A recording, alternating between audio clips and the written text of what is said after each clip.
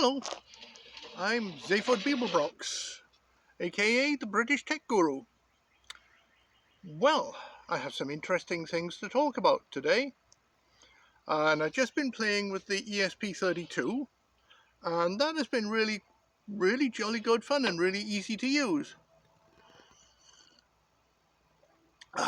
And yes, I do like my tea. Hot tea, of course, because I'm British. Anyway, where was I? Oh yes, there have been some interesting comments on my YouTube channel as well. But first off, let me finish talking about the ESP32. Well, I was told about the ESP32 a couple of months ago, and since I managed to get one, and then I wanted a motherboard for it since the actual unit is too big to fit on the standard breadboard that I use with the Pi Pico. It's just too wide. So I ordered a breadboard, it didn't fit. So I ordered another one, and that fitted. Now I ordered a different breadboard to fit the other ESP32 because I ended up with two ESP32s. Anyway, long story there, I won't bore you with it. So I think what I'll probably end up doing is have to make my own breadboard for the other ESP32. It won't be as fancy as the one that I've just had. Oh, the one I've just had is so fancy. Oh my goodness, I love it.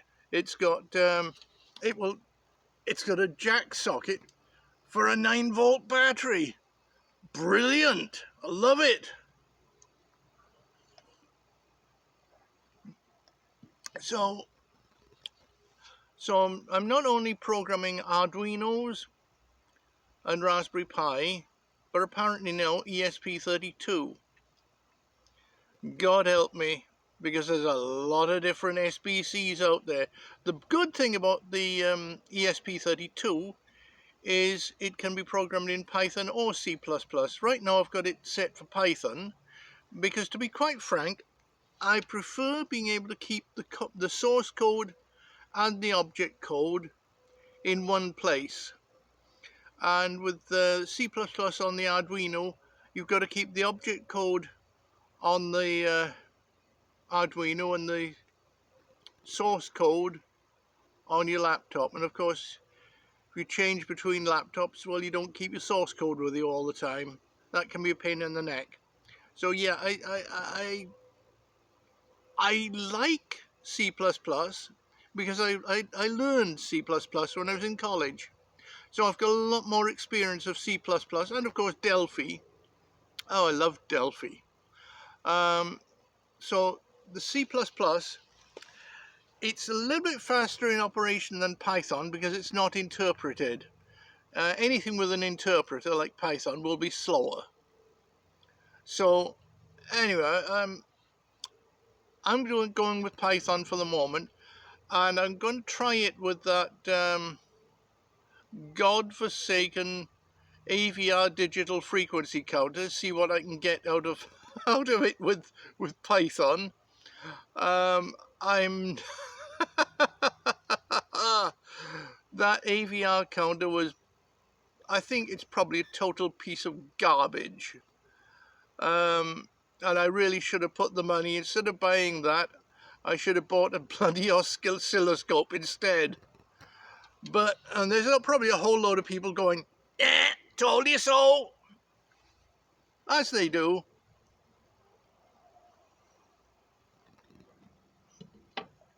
But no, the comments on the I've been getting on the videos, very interesting, and keep it up, folks. I like the comments.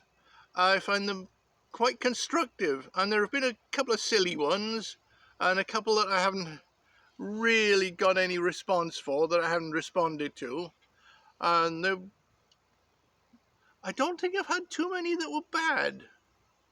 In fact, I think I've only had one rude response, and I deleted that.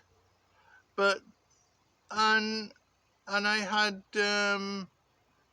one that somebody was trying to sell some product. Oh, I remember, that was promosm, and they were trying to sell their rubbish. And that I also, did I delete that or did I just leave it there for people to laugh at? Probably left it there for people to laugh at. Anyway, the vast majority of the comments so far have been interesting and informative, and I try to get to all your comments.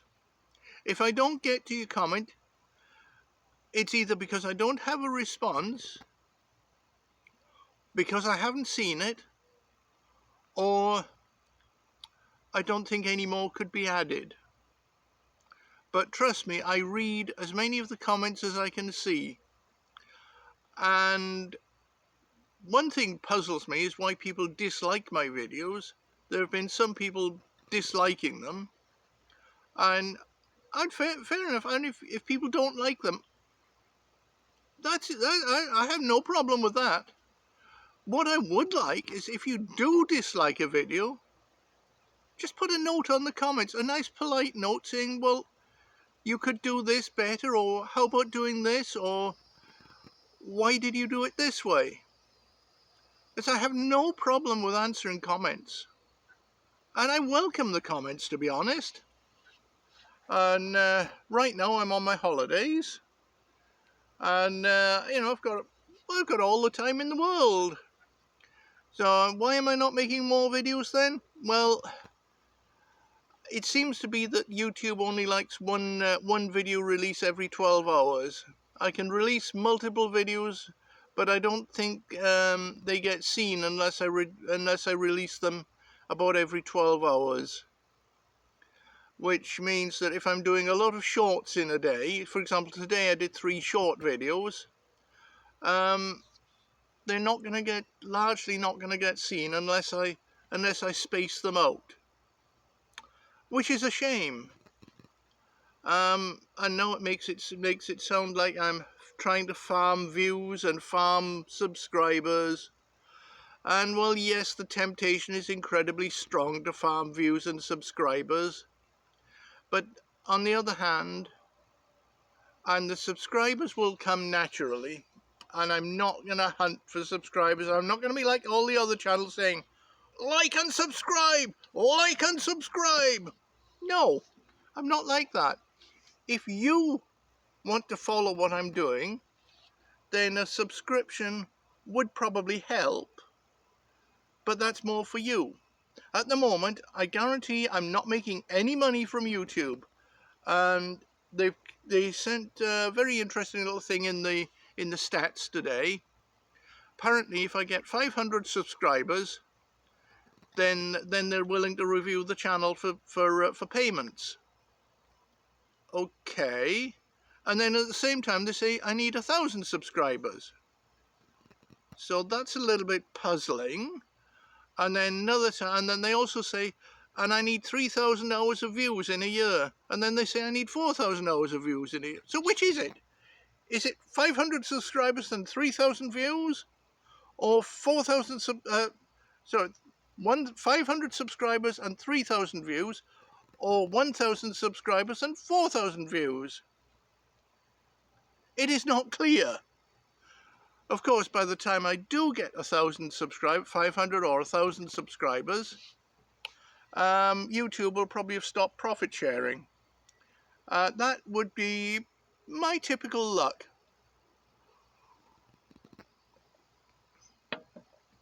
But there's me getting all caught up in the YouTube stuff, when the actual reason I started the channel was not because of money.